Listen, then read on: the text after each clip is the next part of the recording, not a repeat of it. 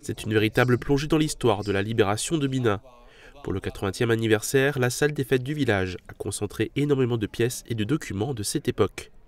La municipalité souhaitait célébrer cet événement sous forme de conférence historique. On a la chance d'avoir un historien dans le village, donc effectivement, qui a une connaissance énorme.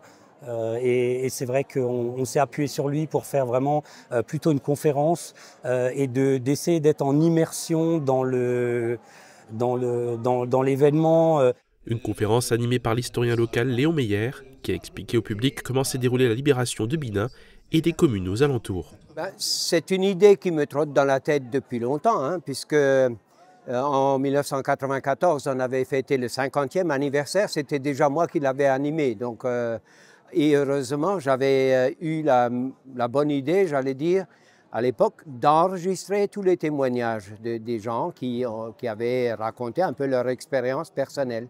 Il y avait plusieurs expositions, l'une de la Chale sur 12 résistants de Binin, l'autre sur la libération, prêtée par l'espace Mémoire de Bitche. Des objets ont aussi été prêtés pour les montrer au public.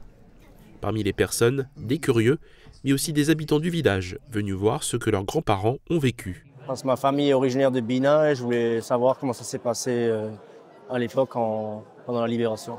Le nombre de véhicules, de chars, les témoignages des anciens, les maisons en feu, c'est assez impressionnant.